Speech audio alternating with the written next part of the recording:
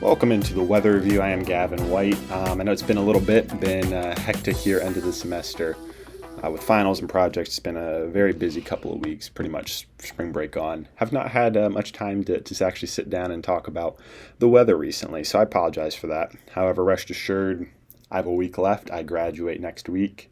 I'll be a degreed meteorologist, which I think is pretty cool. But moving forward here, I should have a little more time on my hands to be able to sit down for an hour or so a week, figure out what I'm talking about, and talk about the weather. So, as we try and ease kind of back into this, again, I apologize about not really. There have been some pretty crazy weather systems and outbreaks the last couple weeks. It is spring, as I mentioned. That's when we get all these tornado outbreaks and severe weather kind of across good portions of the country. So it's been a very interesting spring, but I thought as we try and get back into a more regular uploading schedule here and start teasing with maybe you could see some changes that I talked about before coming with the show here over the summer. We'll see what direction this goes.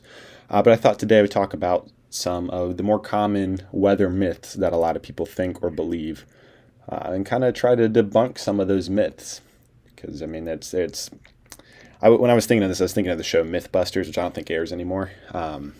No, it hasn't aired for a while, but it would always be these challenge, like these common misnomers or these common like folk legends or sayings that people have, and then they would kind of be like, all right, let's put it to the test and see is it actually true or not. Well, I figured why not do something similar but with the weather. I mean, I'm not putting anything to test. I'm not running any science experiments today, but at the very least, we can discuss this and I can kind of go through. I have four common weather myths that I have heard, and some of which I believe for a while up until, I actually started taking the weather more seriously. Since, I kind of study it, that'd be important that I am able to talk about this and understand the difference here. But it's four very common weather myths that you may or may not believe. We're gonna go through them right now. So, probably starting off with the biggest one and the most widely known one, not known as the fact it's myth, but most widely known misconception. Excuse me, I can't talk today. Would be that of heat lightning. Now we've all seen it. It's a warm, hot summer night. You look up in the sky in the distance and you just see a light show going on. It's silent, but you just see lightning going boom, boom, boom, boom, boom, boom. You don't hear anything. It's just flashes and flashes and flashes, clouds illuminating in the distance. You might not even see the clouds. You might just see the light from it off in the distance. And it's a pretty cool thing. I can think back to growing up one summer even and seeing it, and then my parents being like, oh, yep, look at the heat lightning. It's like, oh my gosh, it's so hot, it's making lightning. That's a misconception. That's not how lightning works. It doesn't just happen because it's hot. Lightning is actually hotter than the heat that would, quote unquote, be causing the lightning.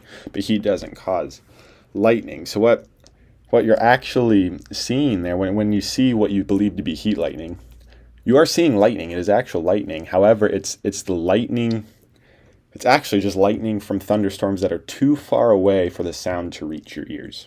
So it's an actual thunderstorm, and over there, if you're closer to it, you would hear the thunder. If you're near that storm, you're going to hear the thunder. However, wherever you're viewing that quote-unquote heat lightning from, you're too far away from the storm to hear the thunder. You just see the lightning. So that's myth number one there. Busted. Put a red Sharpie through it. Heat lightning is not real. It's just a title that people have put to lightning that's just in a storm too far away for you to actually hear the thunder. But there is actually all lightning has thunder. All lightning has thunder. It's the sudden heating of a little tiny channel of air up to temperatures hotter than the surface of the sun. By the way, lightning is hotter than the sun. The quick heating and then cooling, and that quick rapid burst of heat and then immediately cooling. I mean, that's what the lightning comes from. It's just the air reacting to that crazy heat. But no, heat lightning is not real. All right, myth number two. During a tornado, you should open windows in order to stabilize the pressure to save your house during a tornado. This one's a little less widely. I think this one's spread more so in the plains so much. This isn't one that I've heard, being an East Coaster for most of my life. But maybe this is something more well known in the plains. I don't know. But it seems like a lot of people think this is true, that you can open windows to stabilize pressure. So what's interesting about tornadoes is that, yes, they do generate localized lower pressure.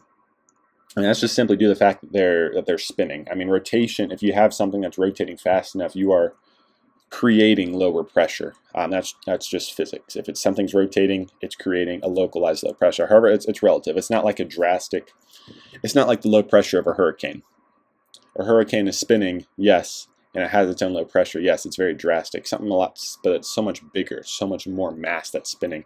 Tornadoes is a little tiny thing that's tens of meters, tens of yards wide on average. But the fact that it's rotating means it is generating slightly lower pressure than the environment immediately around it. So yes, there is low pressure within tornadoes. There is a pressure difference that happens there. However, opening your windows when a tornado is approaching is going to do nothing, because it's not that drastic of a pressure difference. So yes, there's relative to what the environmental air pressure is outside of the storm, the tornado is relatively lower because it's spinning. However, it's a minimal pressure difference. It's not going to lead to the sudden combustion like a submarine at the bottom of the ocean. That's immense pressure that if something destabilizes it, just crushes in. It's like crumpling an aluminum can. That's the mass of the ocean on it. That's talking about completely different things.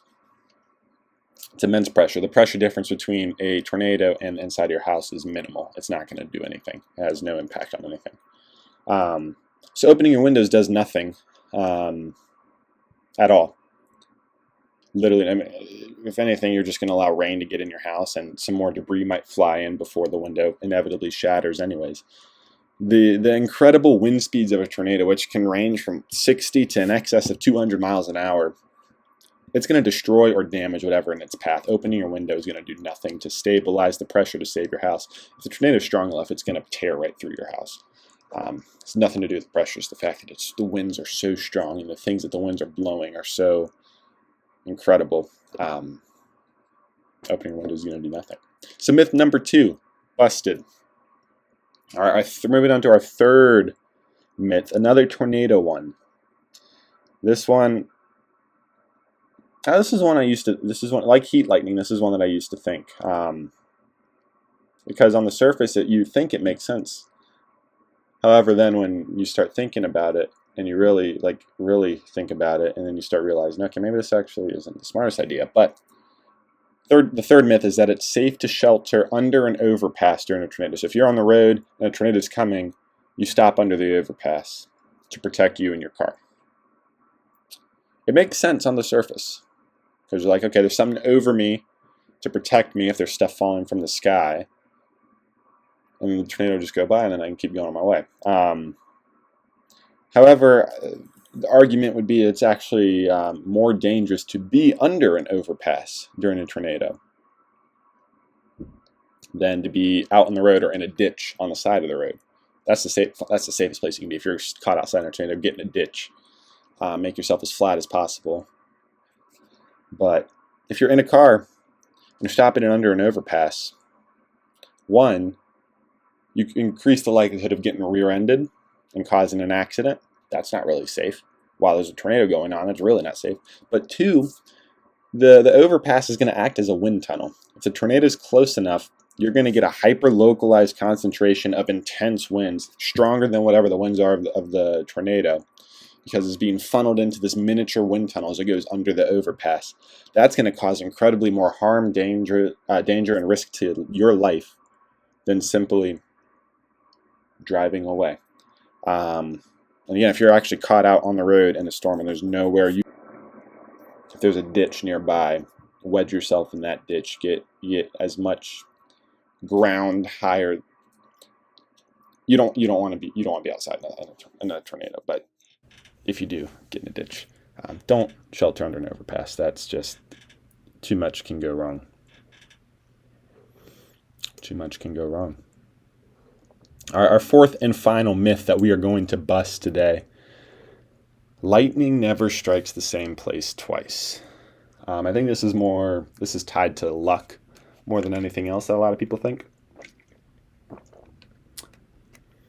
However, it's just not true. Lightning is going to strike wherever the hell it wants to strike. The fact that something was struck by lightning earlier in a storm or yesterday in a different storm is not going to stop the next lightning bolt from striking the same place. It shows that immediate discharge and everything evens out, but stuff can very quickly build up. Lightning is going to strike wherever the buildup of a charge buildup occurs. that's where it's going to strike. And it's usually going to be whatever the tallest object is within the vicinity of that buildup, because the buildup's going to go through that object. It's going to go through that object as it tries to go up and meet the lightning in the sky, or meet the opposite charge coming down from above, and then boom, you get your lightning.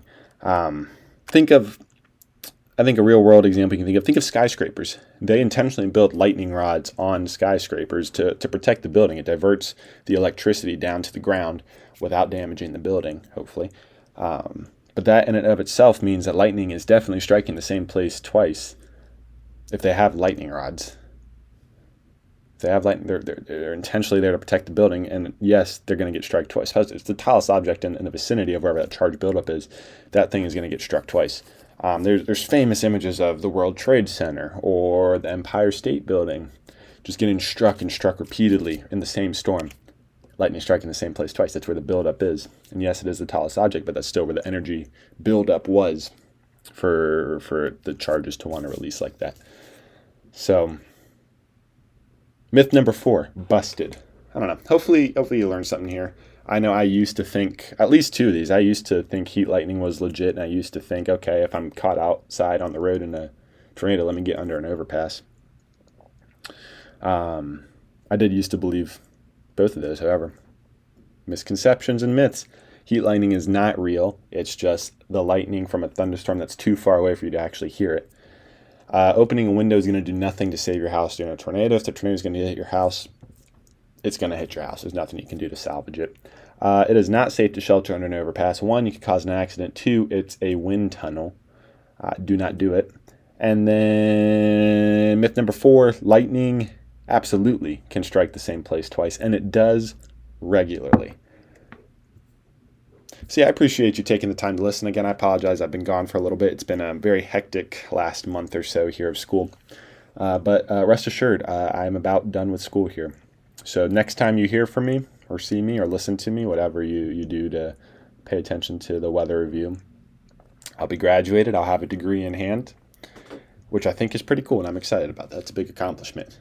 But this will hopefully be a lot more consistent here over the summer with getting content out. And like I mentioned too a couple months ago, is I'm toying with a couple different changes here coming with the show. And now with the summer and having a little more free time to be able to mess around with this, that's where I'm going to try to actually see, okay, how can we adjust some things? How can we adjust some content? How can we make this more engaging and more entertaining, and really try to spread the reach of this podcast? Because I'm doing this, 1, because I want to talk about the weather, but 2, if you're doing something on a platform, you want the platform to grow, right? So the hope would be that this would slowly start expanding and growing a little bit. But I have a couple ideas, a couple tricks up my sleeve, and we're gonna test this summer. We're gonna see how it goes. As always, I appreciate you listening. Stay safe out there, and I'll catch you next time.